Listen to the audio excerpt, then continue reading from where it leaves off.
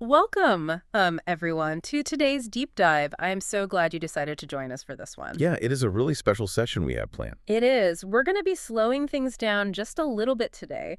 We want to take a deliberate breath and truly immerse ourselves in a spectacular, deeply human story. Absolutely. Our mission today is to explore a brief but incredibly powerful biographical source. We are looking at a beautifully illustrated document that details the life of one of art history's most iconic faces. Frida Kahlo. Exactly. Frida Kahlo, yeah. It really is a remarkable piece of source material. What stands out immediately is how it manages to capture an entire vividly colorful life in just a few pages. It Right. doesn't just give us dates and facts, it gives us the emotional texture of her life. It really does. And as we were reading through the notes of the illustrations for this session, a very specific resounding theme started to emerge for us. It did. We're calling today's central theme, well, we're calling it Pain into Power, Oh, the mirror in the bed. I love that title. Thanks. Yeah. And you, as you listen today, are going to see exactly why that title is so fitting. Precisely. Yeah. To give you a brief overview of the journey we're taking today, the text we are working from traces Kahlo's life chronologically. Hmm. It takes us from her birth in Mexico City in 1907 all the way to her death at the age of just 47. Such a short life. Very short. And the material, doesn't shy away from her immense physical and emotional struggles. But more importantly, it highlights her triumphant artistic legacy. Right. It paints a picture of a woman who was handed incredible limitations Yeah. and utterly refused to be defined by them. Exactly. Before we step into her timeline, though, I want to ask you, the listener, to think about something. This is an important exercise. I want you to take a quiet moment and think about a time in your own life when you felt completely inescapably trapped. Just trapped. Yeah. Maybe you were trapped by your circumstances, by a sudden physical illness, or even just trapped in a situation where you felt you had absolutely zero control over your own destiny. It's a terrifying feeling. It is, and I want you to hold on to that feeling. Because today, we're going to look at how Frida Kahlo took the ultimate trap, being physically confined to a hospital bed, and somehow turned it into a canvas for total, absolute liberation. It is a profound metamorphosis. Yeah. And to truly grasp how she achieved that, we have to start at the beginning. The early days. Right. We need to look at the early adversity that shaped her. The material notes that Frida was born in Mexico City in 1907 into a family with a very rich, diverse heritage. Spanish, Indigenous, and German. Correct. Her mother's side was Spanish and Indigenous, while her father was born in Germany. And she grew up in this beautiful family home with incredibly bright blue walls. The famous blue house. Exactly. But that idyllic childhood was interrupted very early on. When she was just 6 years old, she contracted polio.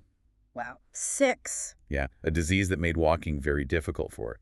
It left one of her legs thinner and shorter than the other. What stands out to me, though, from the text is how her family reacted to this diagnosis. It was very unusual. Highly unusual for the time. Because of that illness, her father did something unexpected. To help her recover her strength, he encouraged her to play football, to ride a bicycle. And even to wrestle, Wrestle. which is absolutely staggering when you consider the social expectations placed on young girls in the 1910s. Completely unheard of. It wasn't just physical therapy. It was an early, vital lesson in defying boundaries. Right. Her father was essentially teaching her that her body could still be a source of strength and agency, even after a debilitating illness had seemingly taken that away. But tragically, that childhood illness was only a precursor to a much larger trauma. Yes. The material outlines a truly devastating turning point. In 1925, when Frida was only 18 years old, she was traveling on a bus that was involved in a horrific crash. A terrible, terrible accident. She was seriously injured.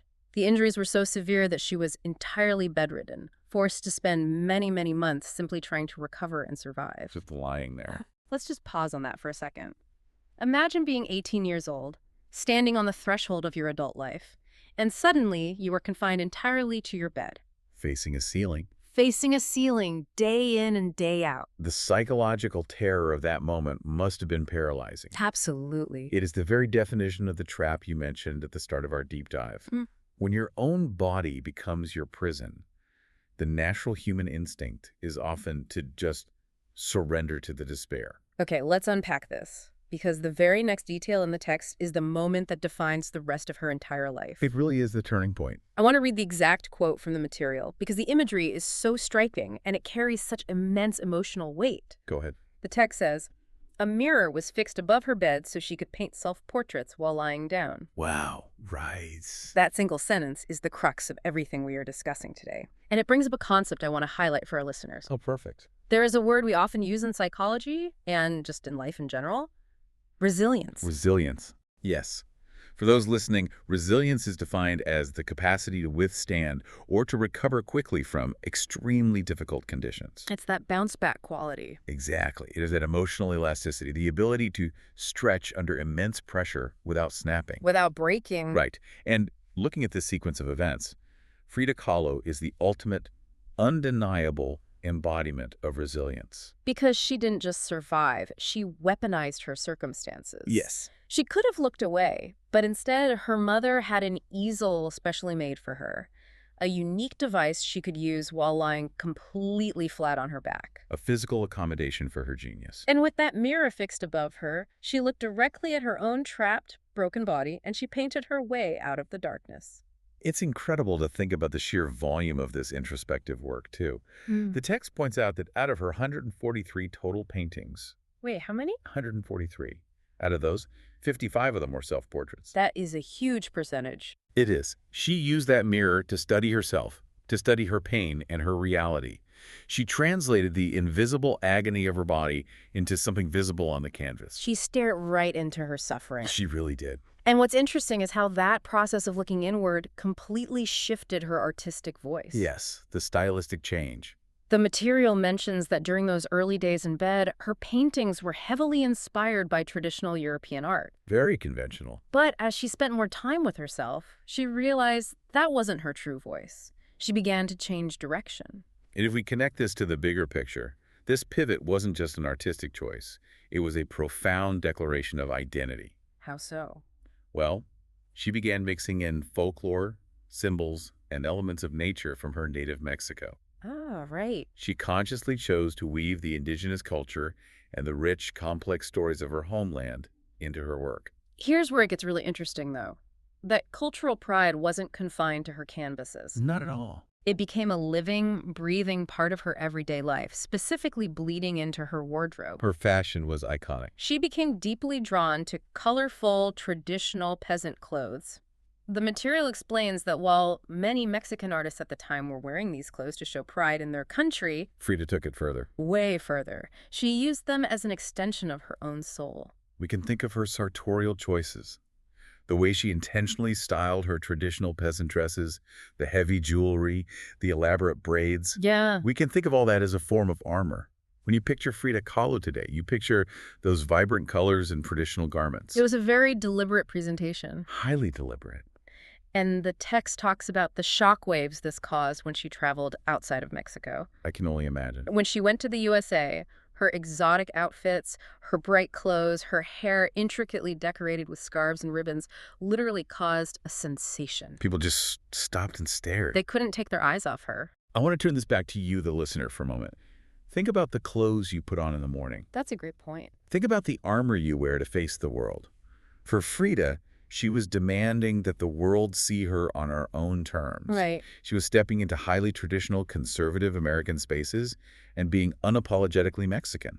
She refused to let people view her simply as a victim of a tragic accident.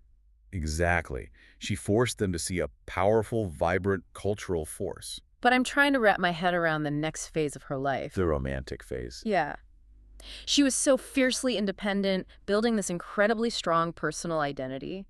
So why did she tether herself to a relationship that caused her such profound heartbreak? It's the great paradox of her life. I'm talking, of course, about Diego Rivera. The text tells us she met him in 1928 when he was already Mexico's most famous artist, and they married in 1929. They made an extraordinarily striking couple, both visually and historically. Visually, for sure. The material points out that Diego was twice her age and almost twice her size. The physical contrast between them was dramatic. The elephant and the dove, people called them. Exactly. But what's fascinating here is the psychological dynamic of their relationship. The text explicitly describes it as stormy. That feels like a massive understatement. It really does. On the surface, their life together seemed like this incredible, vibrant hub of culture, Back in Mexico, their home was constantly filled with famous artists and powerful global political figures. They were the center of this buzzing intellectual universe. Yes, but behind closed doors, the reality was starkly different. Very different. The document is clear that their marriage was deeply unhappy. It was filled with intense arguments. It was a relationship characterized by a magnetic passion, but also by profound betrayal. So much betrayal. It was so tumultuous, in fact, that they divorced in 1939, And then only to turn around and remarry each other the very next year in 1940. I just can't even fathom the emotional toll of that kind of instability. It must have been exhausting. And Frida, being the master of channeling her experiences, didn't hide this romantic turmoil. She used her art to explicitly, sometimes brutally, express her sadness and her anger. The art became her outlet. There are two specific examples mentioned in the text that are just gut-wrenching. The heart portrait. Yes. In one self-portrait, she painted herself with her heart physically cut open. It is the literal anatomical visualization of a broken heart. Right on the canvas. She is taking the invisible, suffocating pain of grief and making it a tangible, undeniable object for the viewer to confront. And the second example is equally powerful, but it's a completely different kind of statement. Which one? She painted a portrait of herself where she had cut off all of her long hair and she was dressed entirely in loose men's clothing. Ah, yes. Let's dig into the deeper meaning of that. Please do. Hair, especially in her culture and in the context of her relationship with Diego, was a massive symbol of celebrated femininity. He loved her long hair. He did.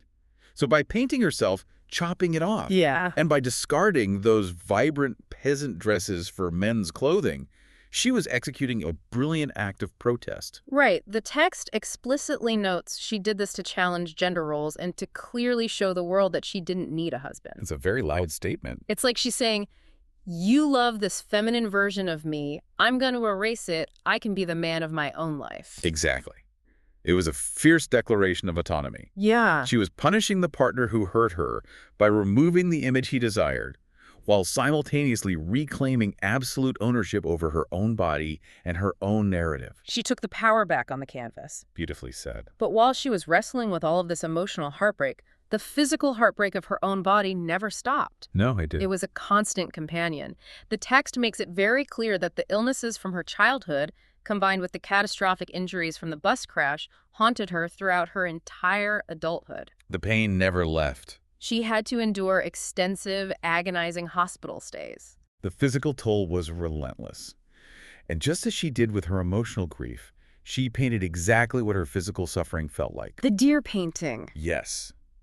The source references a famous, incredibly moving painting where she depicted herself as a young deer in the forest, shot through with a hunter's arrows. That imagery is so rich and tragic. It really is. You have this serene forest and the body of this bleeding animal, but looking out from the deer is Frida's own human face. It perfectly encapsulates the isolating nature of chronic pain. How so? Well, you are entirely alone in the woods, enduring these sharp, violent strikes that no one else can truly feel. You're just taking the hits. Exactly. And yet, despite this constant suffering, her artistic reputation just kept growing. It exploded, really. The material notes that her powerful, highly original work was in huge demand, particularly in the USA. People were captivated. She had major solo exhibitions. Right, in New York in 1938 and in Paris in 1939. So what does this all mean for the end of her story? This brings us to a moment in the text that completely blows me away. The 1953 exhibition. Yes. It's the moment that truly brings our central theme, pain into power. The mirror in the bed, full circle. Set the scene for us. The year is 1953.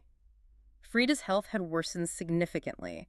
She was struggling just to exist day to day. She had moved back to the blue house where she grew up, and her art shifted. Out of necessity. Because of her physical limitations, she moved away from those intense self-portraits and began painting still-life scenes of colorful fruit and birds.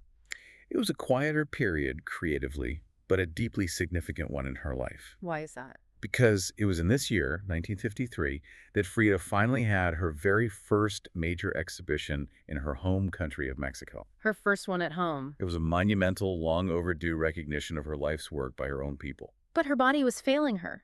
She was so ill that her doctors gave her explicit, strict orders. I told her to stay home. They told her she was absolutely forbidden from going to the gallery. She was not to leave her bed. For almost anyone else on Earth, that is where the story ends. You stay home. You miss your own triumph. But this is Frida Kahlo. She was not about to be sidelined. Never.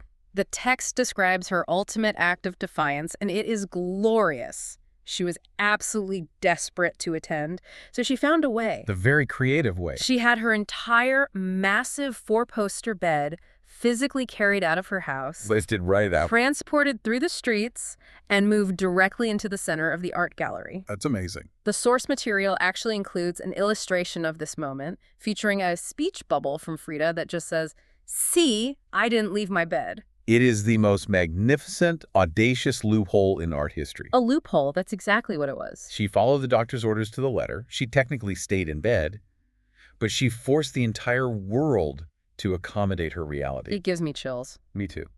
She took that bed, the very object that was supposed to be her trap, the symbol of her suffering and confinement since she was an 18-year-old girl with a broken spine. And she turned it into a throne. Yes. She held court from her mattress in the middle of her own exhibition. It is the absolute triumphant pinnacle of resilience. Sadly, the timeline tells us she died less than a year later, in 1954, at the age of only 47. Such a loss. But what an extraordinary way to exit the stage. To synthesize the journey we've just taken through this document, Frida Kahlo took a life marked by unimaginable physical pain and tumultuous emotional heartbreak. And she meticulously transformed it into a legacy of undeniable power. Exactly. She used her cultural pride as a shield, her clothing as armor, and her paintbrush as a megaphone. And the text notes that today, that beautiful blue house where she grew up and where she spent her final days stands as a museum. I would love to go there. It is a permanent celebration of her extraordinary life and her deeply original work. As we wrap up this deep dive, we want to bring it back to where we started. We asked you to think about a time you felt trapped. We all face roadblocks. We do. We all experience pain, whether it is physical, emotional, or circumstantial. The question is, how do you respond to the trap? That's the real test. Exactly. I want you to consider how you can apply Frida's brand of resilience to your own life.